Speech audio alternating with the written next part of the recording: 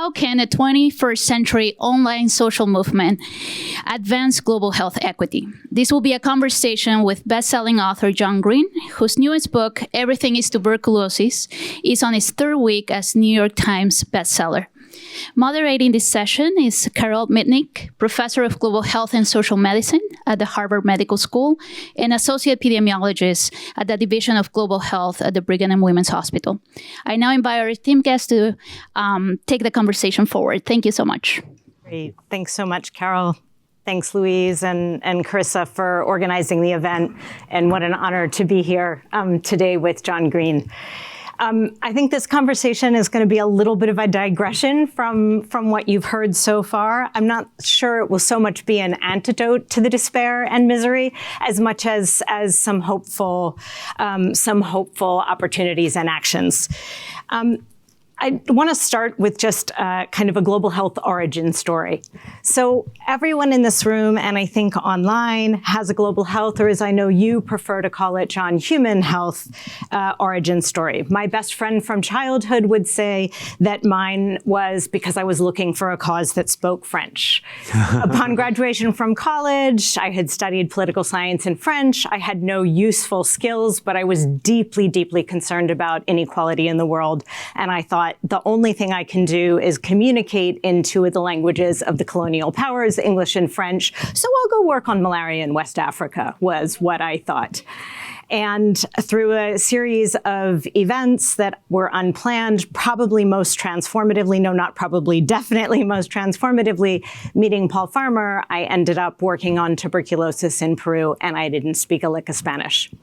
So could you tell us your global health or population health origin story? And if people who are online would like to type theirs into the Qualtrics form, just so we can see some of the other stories, that would be great. Yeah, so I guess mine begins in childhood. I mean, I grew up with two parents who worked in for nonprofit organizations and were community activists. And when my book became a bestseller, that was not impressive to my parents. When my brother and I became famous YouTubers, that was not impressive to my parents. They were not particularly proud of us for those achievements, such as they were. They always wanted us to be active in our communities and to be responding to the crises as we saw them. And so, Hank and I, from the beginning, that's my brother, Hank, my brother and I, from the beginning of our careers making stuff online and making stuff together, have been thinking about how we could have an impact outside of our, narrow worlds. And that eventually became global health. But I think with tuberculosis in particular, it happened because I was, in Sierra Leone learning about maternal mortality and learning about the maternal health system in Sierra Leone. And on our last day there, we visited a tuberculosis hospital. And I had no idea that tuberculosis was still such a crisis. And while I was there, I met a boy named Henry who changed my life because I came home obsessed with TB and have been obsessed with TB ever since, trying to understand why I was so ignorant, why my information feeds had failed so badly that I had no idea that TB was still the deadliest infectious disease in the world, or that it was killing 1.25 million people a year. What was wrong with my Twitter feed that there was no information about that? And it turns out that there was something profoundly wrong, not just with my Twitter feed, but with the Twitter feed of the vast, vast majority of Americans. Thanks, John, for that thought. So let's follow that thread in your fascination with TB. You really have become supremely well informed about TB. Can you just share a few points with this audience that does a ton of work in global health, but not everybody here does TB, of why you think TB, why it's really captured your attention and why it is the ultimate marker of inequality? Yeah, I think that's exactly right. It's the exemplary disease of injustice and the exemplary disease of healthcare inequity in our world today. It's certainly not the only one. Malaria is a disease of injustice. HIV is a disease of injustice. Diabetes is a disease of injustice. If you map poverty in my hometown of Indianapolis and you map cancer rates in my hometown of Indianapolis, it's the same map. So there's you don't have to go to Sierra Leone to see these profound healthcare inequities. We see them in the United States. We see them throughout the world. But for me, it's tuberculosis because tuberculosis has such an important part of our history. It's killed about 1 in 7 people who've ever lived. It was a disease that existed before we existed. It was part of the human story before Homo sapiens were part of the human story, most likely anyway. And because it's had such a profound impact on my life. I mean, my great uncle died of tuberculosis. I just noticed your socks. You're wearing socks made by my brother. Thank you. Those socks go to benefit maternal mortality. Speaking of which, in Sierra Leone to fight the maternal mortality crisis there. So thank you for wearing those socks. But tuberculosis, at the height of the tuberculosis crisis in the United States, there were almost as many hospital beds for TB patients as there were hospital beds for all other healthcare conditions combined. That's how big of a problem TB was in the United States in the late 19th and early 20th centuries. Even the ambulance is upset about it. And so this is the history. But then there is this terrifying present of tuberculosis, which is also a result of history, or also a result of historical forces, a result of colonialism, a result of centuries of impoverishment, a result of capital flows that go one way and not the other. And I wanted to understand all of that and how all of those forces shaped the life of this one young person I really care about. And, we're all a result of historical forces, of course, but seeing that in Henry's life, as was mentioned earlier, how does a disease that's been curable since 1956 infect and potentially kill someone in the year 2025? That's not a failure of science, although we do need better tools to treat and fight tuberculosis. It's a failure of human-built systems. And so I think what fascinated me was this idea that the cause of tuberculosis in the 21st century is not ultimately deep down Mycobacterium tuberculosis. It's us. It's human-built systems. It's the world we've built together. And that means that we can also be the solution. We don't need to wait. I mean, we do need to wait for better vaccines. We need to wait. We need better diagnostics. We need better drugs. But we have the tools now to end the tuberculosis crisis. And the fact that we haven't done that really fascinates me, I guess, but in a horrifying way.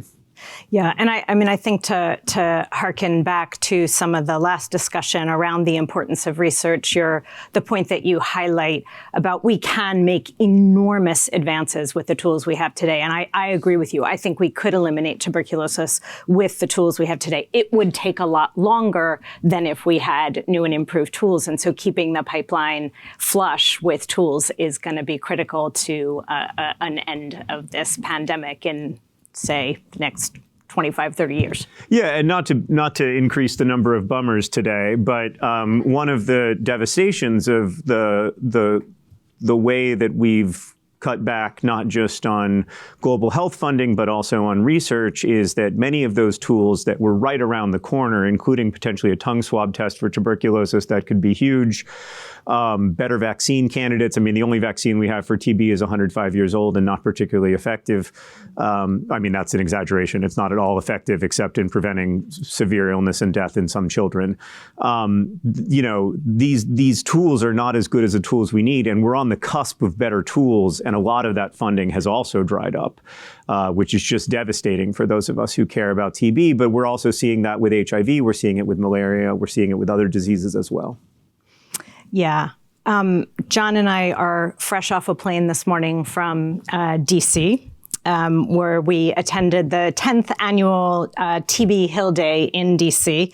It's been an extraordinary event organized by a bunch of advocacy organizations and TB survivors over the last 10 years. And thanks to John's engagement this year and that of many of his followers who dubbed themselves TB fighters, the number of meetings with representatives, with members of Congress and their staffs went from 30 last year to 210 yesterday to talk precisely about these issues of what these cuts are doing to humanity today and in the future. Can you tell us a little bit about why you chose to participate in the event, how you think it grew to dwarf all prior TB Hill Days, and what we have to learn from the TB fighters who volunteered, most of them self-funded, to do this advocacy work and did this just extraordinary planning and content development for the day? Well, you have to build, advocacy doesn't get built in hours or minutes. It gets built over years. My brother and I have been making YouTube videos for 19 years, since, before some of the people who watch those videos were born. And so that's a community that's grown strong over a long period of time. But the other thing I'd say is a lot of times when we look for community advocates, we look for really, really famous, like we look for the most famous person imaginable, right? We're like, man, if Taylor Swift were on our team, then it would really be a game changer. And I think the truth is, and this is nothing against Taylor Swift, because I'm terrified of her fans and I don't want to offend them, including my daughter. She's an incredibly powerful person and leader and everything. But Taylor Swift's attention is going to be pretty fractured, right? Like Taylor Swift's probably not going to make her new album about tuberculosis, even if she becomes a TB advocate. I'm in a position where I can make my new book about tuberculosis. And so I think finding the person finding the folks who are at the sort of the right place, the folks who've built long-term communities, and not necessarily huge ones. Like our community, we're not by any stretch of the imagination the most successful YouTubers. Like we're very far away from being Mr. Beast. I think I made a video last week that got like 95,000 views, which is, for context, is not a lot in the world of YouTube. Like that makes you about like $200. So if you can live on $200 a week, you can live on my YouTube salary. But most people would struggle to do that. And so, we're not huge YouTubers who are making millions and millions of dollars off of YouTube. But we are people who've built a long-term community, and that community showed up in a big way on TB Hill Day. And but I want to emphasize that, like, as they say, they have a founding document that they wrote that's 100 pages long, and the first sentence of it is, "We lead by following." And so that's a group of people who understand that they need to pay attention to the survivors, to the advocates who've been doing this for 10 years, the folks who built those relationships on the Hill over the last decade. And yes, we can get way more meetings now, and that's super important, but we also need to understand that we're only getting those meetings, we're only in this position because those folks did that work for the last 10 years. Yeah. No, it's a very important point, and the humility of all involved has been really striking, and the willingness of very disparate groups to work together was quite a sight to behold yesterday and in the planning. Yeah, it was awesome. Some of the meetings were great. Some of the meetings were really encouraging. Some of the meetings were a little depressing. But it was, on the whole, a really encouraging experience. And just, I don't know about y'all, but like I wake up a lot of mornings just staring at the ceiling and feeling like, what the actual F? Like, what the hell is going on? And like, I just want to stare at the ceiling and stay in bed.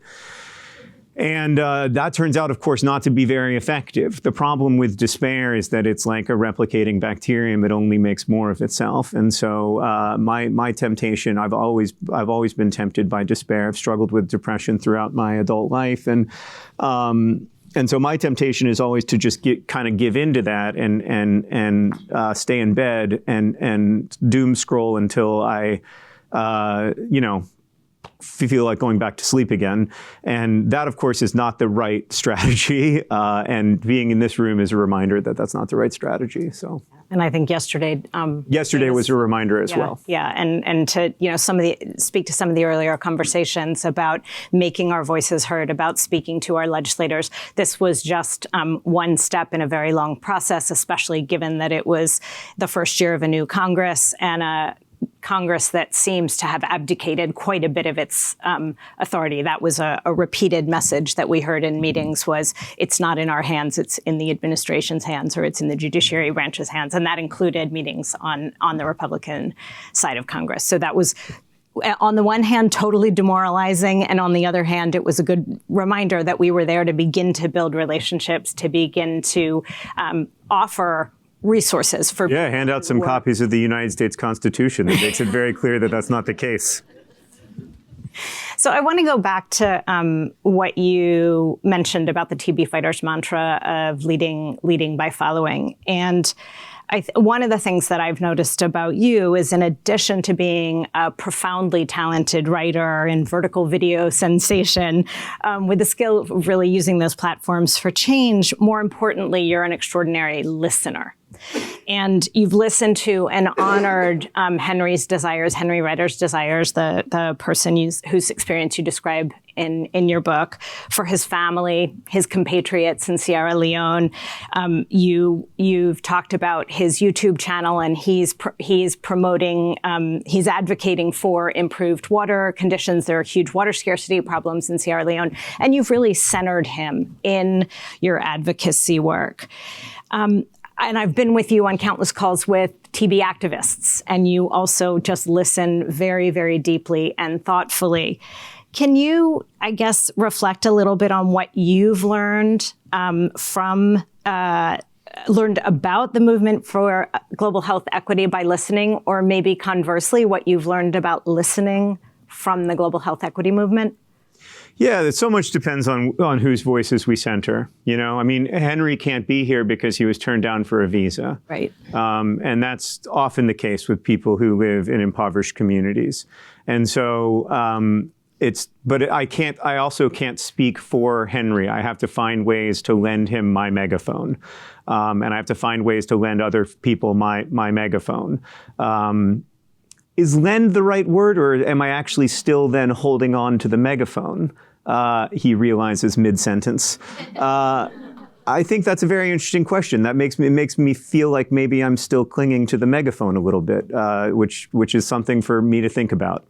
But I have to find ways to center other people's stories, and to do that, you have to listen carefully. Listening is I think the human superpower. It's the way that we can understand each other's experiences. There are all these gaps in empathy, right? Like 155,000 people are going to die today. And if I felt the loss of each of them the way that I would feel the loss of one of my parents, I wouldn't be able to function. And so some level of empathy gaps are inevitable and natural and whatever. But like empathy gaps are often used to kind of justify horror, or to go on living in the face of horror without being horrified and without being outraged. And of course, like, outrage isn't a completely sustainable emotion, and we can't feel that all the time.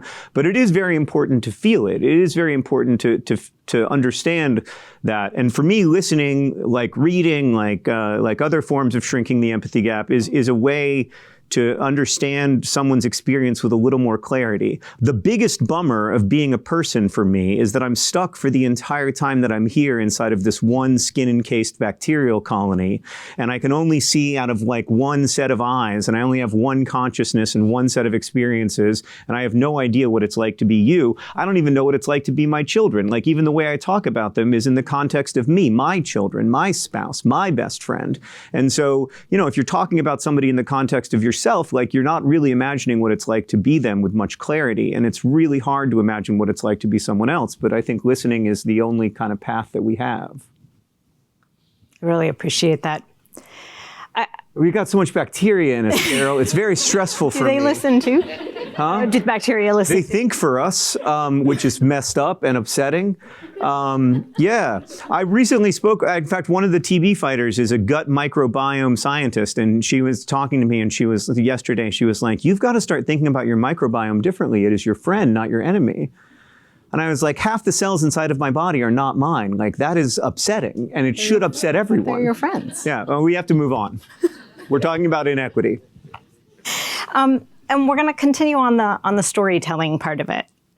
So whenever any of Paul Farmer's thousands of mentees talk about a too small sample size as an obstacle to generating evidence, he would wryly refer to the N, or sample size, of his dissertation and then book, which was 1. I've heard you talk in interviews about Catherine Boo's incredible immersive journalist book, Beyond the Beautiful Forevers, which is really this, for those who haven't read it, just this searing story of suffering among residents in a non-notified slum in Mumbai. And in Everything is TB, you really bring Henry Anisatu's life to your readers. You allow people to think about him and to know him and his experiences and the forces that shaped it. And knowing that in this community, I can see a large group of quantitative researchers over here, and I am sure there are many others here and online.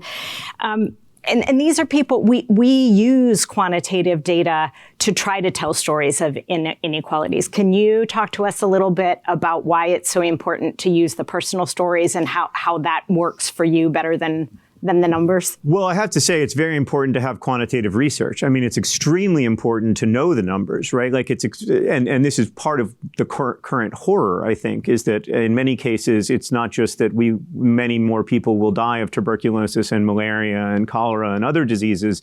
It's that we may not know how many more people die of these diseases because also we've cut the grants that count and that do the literal counting. And so that is its own terror for me. The idea that those lives go uncounted, or that we have to find different ways of counting them, I guess. So I think that's super important. Like, it is very important to understand how many people get active tuberculosis every year. It's very important to understand how many people die of tuberculosis every year. That said, it is incredibly difficult for human beings to understand the difference between 10,000, which is the number of cases of active tuberculosis in the United States this year, and 10 million, which is the number of global tuberculosis cases. I mean, y'all can do it because you're literally quantitative scientists, but like most of us can't do it. And what moves me ultimately is the story of human beings, the stories of individuals, human beings who have the same, their lives have the same value and complexity as my own life, and their griefs are as profound and their love is as profound as my own, and to understand them and glimpse their reality is transformative for me. That's how I shift in my understanding of the world. That's how I shift my allocation of my personal resources, and it's how I've found that you can shift other people's allocation of their resources. And I don't just mean money; I also mean their attention, their time, and their care. And so that is why ultimately, like, I do cite a lot of statistics in the book, but I wanted to tell Henry's story in particular because, one, Henry wanted me to tell his story. He asked me to tell his story. I mean, I could have written a novel, but Henry would have been very mad. Henry wanted me to tell his story. And two, Henry's story deserves to be told. Every story deserves to be told. No, I really appreciate that. I have to say, it's something for me. I don't really feel authentic telling other people's stories. I see a lot of my clinical colleagues do that, and I somehow feel like, as a non-clinician, it's not my place.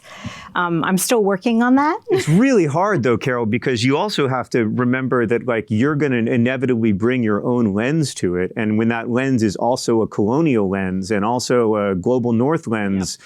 That's a thing to be very, very worried about. And so when I was working on this book, over and over again, I would go to Henry and Isatu and say, like, do I have this right? Like, here's what I wrote. Do I have this right? Or am I misrepresenting something or failing to see something? And there was so much that I did misrepresent and that I did fail to see. And so, I hope we got there in the end, but it was challenging. You've talked a little bit in this context about that it was important to you to represent the complexity of their lives, of Henry and Isatu's life, Isatu when she was growing up. Can you say a little bit about that? Yeah, I mean, so many narratives are so essentializing. Like, you read these case studies, and I love a case study, man. I actually really like those papers that were just being made fun of, that are like 17-page long case studies. I love a case study, but you read those case studies, and a lot of times it's like, this person's a 37-year-old male who has a history of being unhoused and a history of this and a history of that. And I'm like, yeah, there's a lot that I'm not finding out about this person. There are a lot that these offer me more questions than they offer answers, frankly. And so it's really hard not to tell essentializing stories about other people, because we have this problem where the only person that I get to be is me. And so I inevitably sort of essentialize your story, and I see you as a little less complex than I see myself, because I'm not stuck inside your head having all the multitudinous thoughts that you're having. And so I did want to fight against that. There's this great Nikki Giovanni poem where she one of the things she says is that she hopes a white man never writes her biography. But in the poem, she talks about how one thing that they never talk about in like newspaper coverage of her and her work, they talk about how she was poor. They talk about how she lived in Chicago and how she didn't have hot water. And they talk about this and they talk about that. And they never talk about how she was happy. They never talk about how much she loved having all of her mother's attention. And so I tried to do, I mean, who knows if I succeeded, but I tried to do that in the book. Yeah, no, I appreciate that reflection. I'm going to go back to numbers in kind of a weird way, but you mentioned the 95,000 YouTube views, and you've sold, I don't know, tens of millions of books, certainly millions. Yeah. Tens of millions, maybe across the books. You've got 4.3 million followers on a platform that you've now disavowed, 2.2 million and 213,000. I used to have way more Twitter followers, actually, before I disavowed it. Yeah, well, this was just yesterday. Okay. And you know, millions and hundreds of thousands on platforms that you use daily. And I'm sorry, I told you I don't subscribe to TikTok, so I didn't know how to find how many followers you have on TikTok. I don't know how many. I also disavowed that platform. Okay. I disavow them left and right, and then I reavow them. Y'all know how it is. So can you reflect a little bit on what you and Hank have done over the years and why you think so many people have been keen to consume that content, kind of how you got there and how it morphed either within or despite your control? I think it morphed mostly despite my control. You know, it's really easy to see these things as single directional. Like a person makes content and another person consumes that content, and that's the relationship. But the relationship is so much more complicated and interesting than that. In fact, the person who's consuming the content is also shaping the content through their comments. They're also shaping the content through watching it all the way through or halfway through. They're shaping the content by, you know, encouraging you in sometimes polite, sometimes impolite ways to make different kinds of content. Why aren't you talking about this? Why haven't you talked about that? Like, have you thought about this angle? And so it's much more multi-directional than I think we usually give it credit for. And I also feel like I lead by following when it comes to our audience. I mean, they've really brought us to global health in many ways, because we realized pretty early on, like we started making YouTube videos in 2006 or 2007, and we realized pretty early on that people weren't all like us. They weren't all in America. They weren't all living in the Midwest. They weren't all, dudes who just got married. Like, and so we had to make global content because we had a global audience. It was immediately clear to us that, like, I remember once I made some like offhanded comment about Zambia, and somebody commented, "I'm Zambian." And I realized, like, oh, right, of course, like people watch us all over the world. And so, like, if we're going to if we're going to build stuff together, if we're going to do stuff as a community, we need to do that in a way that truly has a global focus, because that's our audience. And that's it's not just our current audience, but it's also our aspirational audience. We want to reach out to more people. We want to reach out to more communities. And so, I think that's the reason why we were drawn to global health on some level, is because we were pulled in that direction by our audience. Okay. Yeah, and I was also just thinking about how this long history of doing a variety of different kind of content, from the educational stuff, from Blog Brothers to silly stuff, how that has informed now what you're doing really, really successfally around global health equity. Well, it's nice of you to say it's going successfully. I don't know that we can say that about anything in global health equity right now, actually. But it's getting a lot of attention. How's that? That's fair. But I do think that so for those who don't know, my brother and I also make this channel Crash Course, which is like teaches high school kids how to like engage with history and biology and chemistry and other stuff. Helps, like, it's not in any way a replacement for a proper classroom, but it's sort of the first, like homework where you can get like a 10-minute introduction to something, and then you go into the classroom and actually learn it. And, that was born again of leading by following, of people saying to us, "You're such an engaging person when you talk about the French Revolution on Vlog Brothers. Why don't you ever talk about world history? Why haven't you talked about the Mongol Empire? Why haven't you talked about pre-Columbian American history? Why haven't you talked about this? Why haven't you talked about that?" And we were like, that's a great idea. And so that's where that show came from. So I think I think it's about responding to the needs of the community. Very cool. Okay. So in the first, or the discussion that Salman and Petra and others were involved in, there was a little bit of a discussion about the tension between vertical programs. This is a complete change. Sorry. No, I'm ready. I was following you before. And yeah. Great. Let's do it. the tension between vertical programs that have actually been quite successful in garnering more resources for certain diseases, but have also created problems like others were describing about kind of creating a false sense, perhaps, of what the confines of TB care is. And you've heard in your PIH experiences the term cheval bataille, the Haitian word for battle horse or Trojan horse, and using what it's used to mean taking a single disease or a single intervention area and building a whole comprehensive kind of package around that.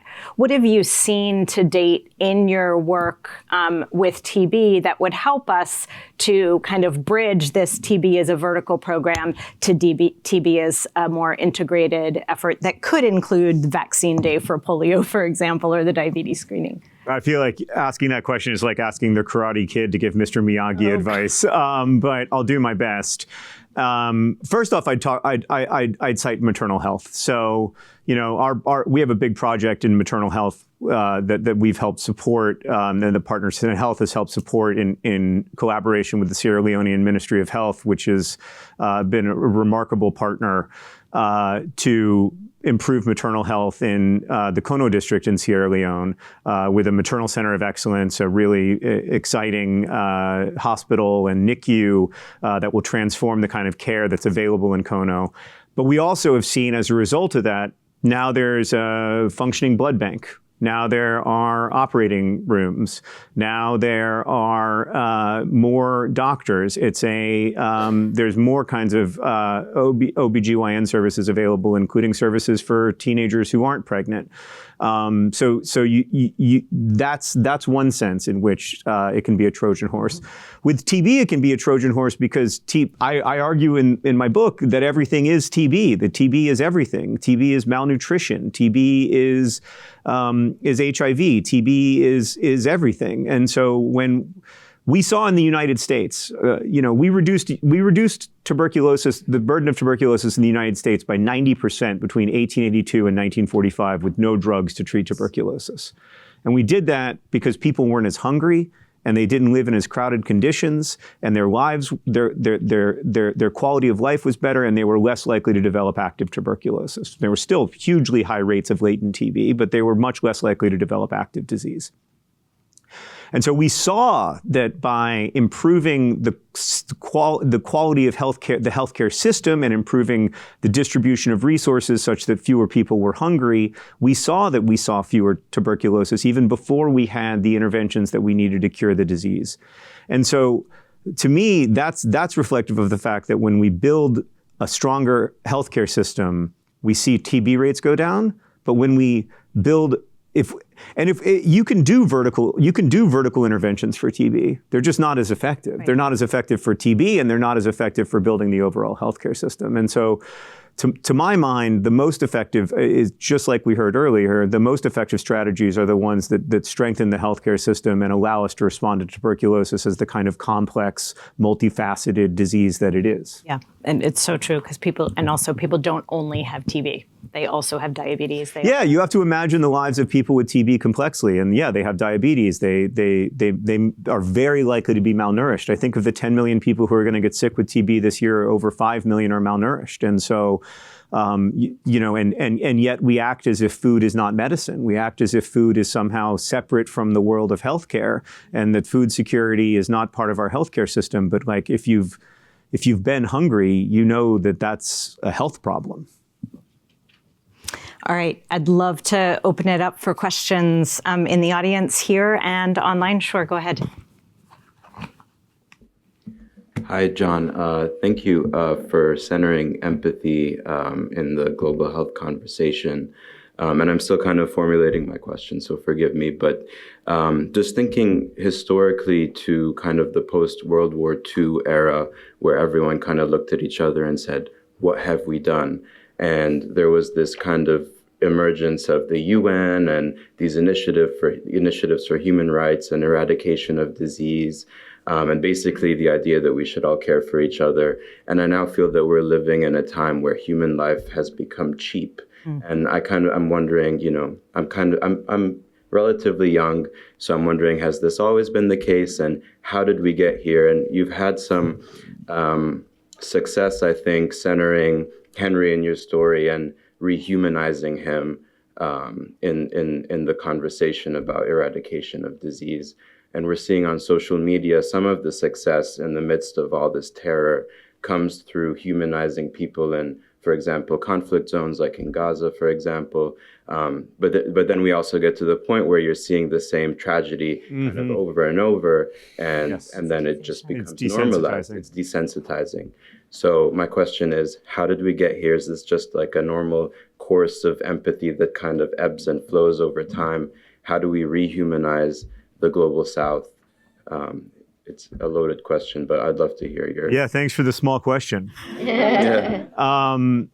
Well, the first thing I'd say is the year I graduated from college, 2.5 million people died of TB, and last year 1.25 million did. So on some level, we were not doing a good job of valuing human lives the year I graduated from college, which was 2000, at all. We had this pretty much, I mean, we have a few better tools than we had then, but we had a lot of the same tools that we have. I mean, if you get tuberculosis today, you take drugs that were developed in the 1950s and 60s. And so we could have been reducing tuberculosis deaths in the 70s, 80s, and 90s much more. So I think we've long devalued human lives. I don't think that's new. I think you're right that there was a moment of a sort of moral clarity in the wake of World War II, where we built more international systems and said we're going to try to value lives and eradicate diseases.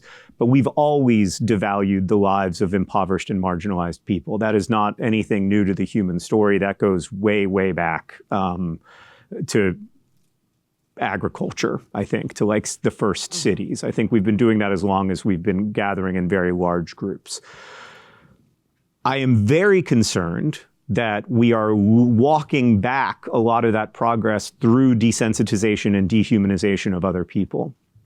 And, you know, that progress, which is incremental and infuriatingly slow and unacceptably slow, is still progress. You know, what we've seen with HIV rates and the number of people dying of HIV/AIDS is incremental and insufficient and also real progress.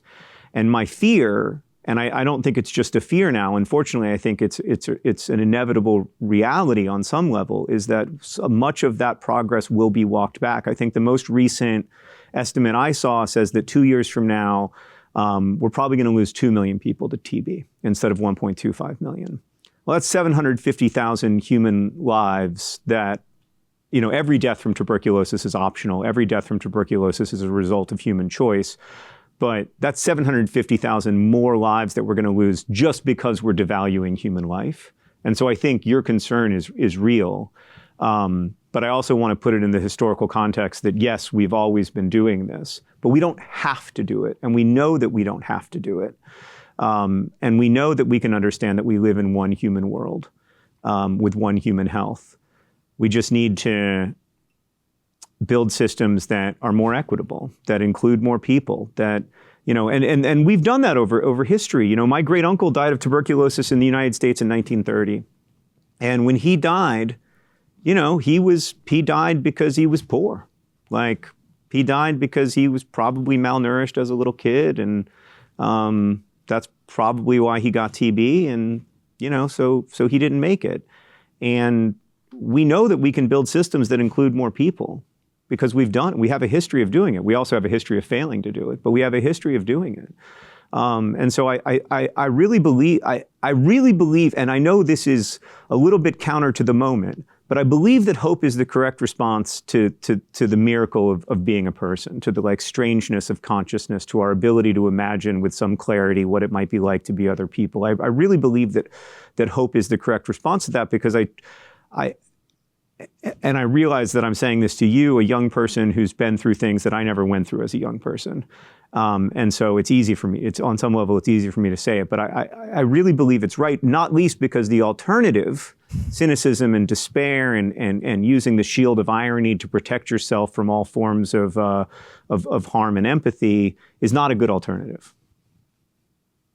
Great question. I feel like I could answer it for the next I hope to answer it for the next 50 years of my life. 40.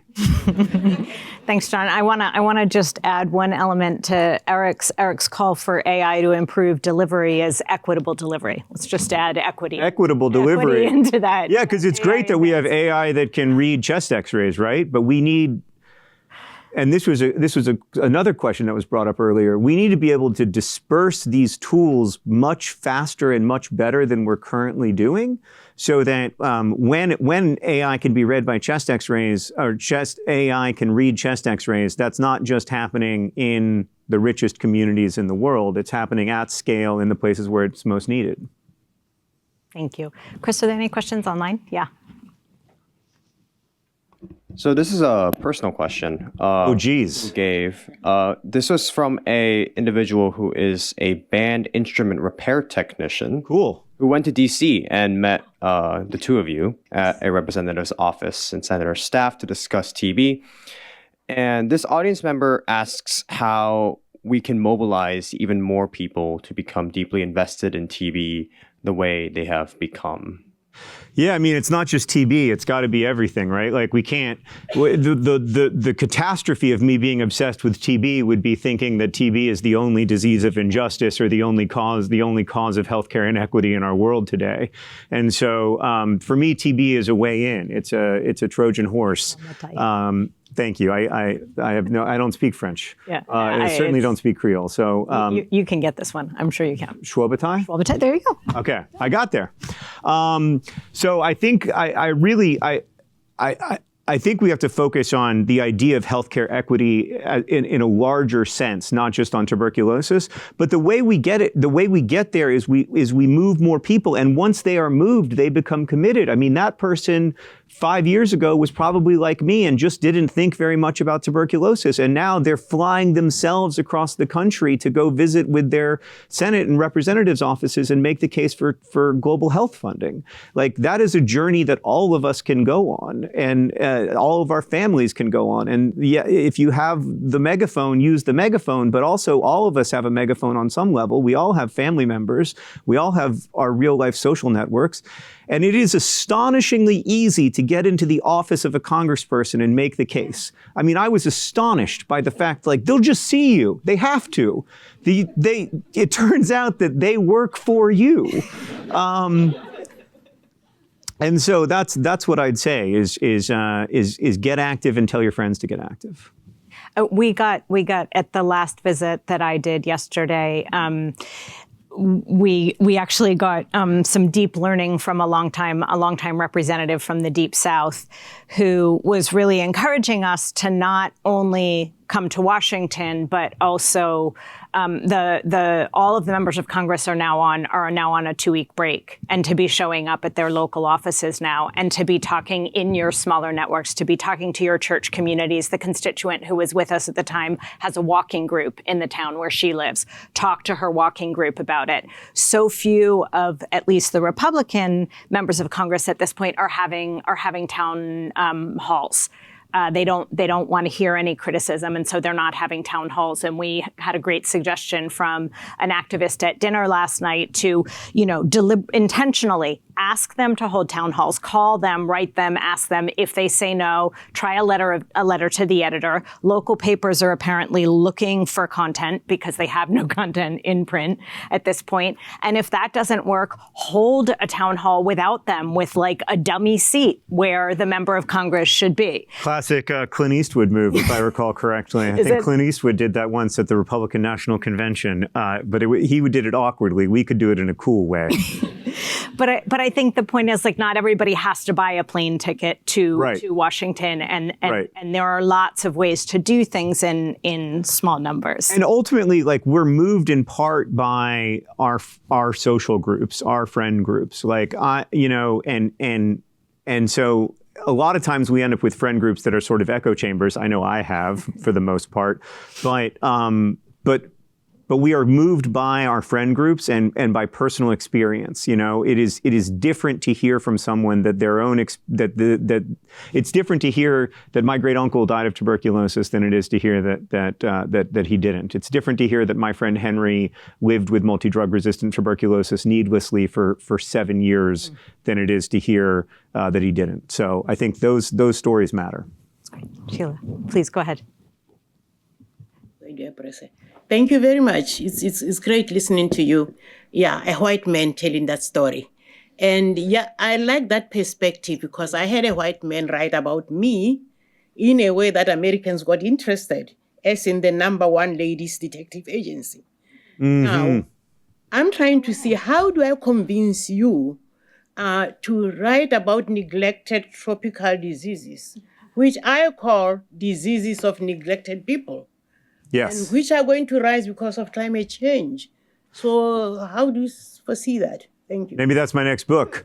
It's very possible. I think it's really important to say diseases of neglected people instead of neglected diseases. I think that's a beautiful statement and a really important one. It may not be me. It may be someone else. I didn't know that your connection to the #1 ladies detective agency. That must be weird. Would be my main thought. But yeah, for me the answer is how do you get the attention of someone with a megaphone in the global north by making yourself. By doing exactly what you've done throughout your career, which is taking every opportunity to speak as loudly as you can and try to get their attention. But you've highlighted something that I think is really important, which is that there is a fundamental disconnect between the places. I mean, the places where the megaphone exists and the places where the highest burden of tuberculosis exists, or the highest burden of neglected diseases of neglected people. I'm stealing that if that's okay. Okay, I'll credit you. Because there's a fundamental disconnect between, and that's why if you go on Twitter today, it'll all be about the stock market, and it'll all be about Elon Musk, and it'll all be about whatever it's about, it won't be about this. And that's very, very frustrating for me. But I think the way that we fight it is one person and one fight at a time. Go ahead, Mariama. Mine is not too much of a question, but to join in the fight or to add a voice. Can you introduce yourself? Yeah. Oh, sorry. I am Mariama Mahmoud. I am the program manager for TB in Sierra Leone. And I was the head of the clinical team, TT and Henry, and we met at Laka Hospital when you were interviewing him. So I just want to add a voice to this to say that has opened up, being in a country like ours where there are many cases of like Henry's, young, old, young male who lost their lives, not even just because of TB, maybe the post-TB sequelae, like post-TB lung disease. We don't do anything for them in our country. So we end up treating these people for TB or MDR TB, and then we lose them to some other things like acute appendicitis whilst on TB treatment because there's no surgical center that would take them because they're MDR TB cases. So I'm just trying to add a voice to that and to open a lot of people's eyes about these things. And the focus, it should be on health system strengthening, like we're saying. Having silo, I am the head of a TB program, a vertical program, which is a vertical program, but I am not very convinced that that's going to work for us, because if we have 14% of sites in our country managing TB, what about the other sites? That means when a TB patient needs treatment, they have to go to specific sites for that treatment. And that in itself is poor access care in the first place. So in this light, I always say TB is not fashionable. It's very difficult to sell TB to people. A lot of other diseases now are a bit more fashionable. You can talk about it anywhere. People can openly talk about them having these diseases. But when it comes to TB, the stigma is still so very strong around it. And you hardly get people really opening up and talking about it. So I'm really happy that you gave this platform to Henry and to TB generally. My concerns would be now we're changing the narratives of who tells a story. It's not just the platform. We're talking about a white man talking about telling a story of a young Black boy. So what advice would you have in that space? Like, who tells a story? Who should be able to tell these stories? Well, first off, thank you for the question. And the first thing I would say is, and I'll try not to say this without crying, is thank you for saving my friend's life. Thank you.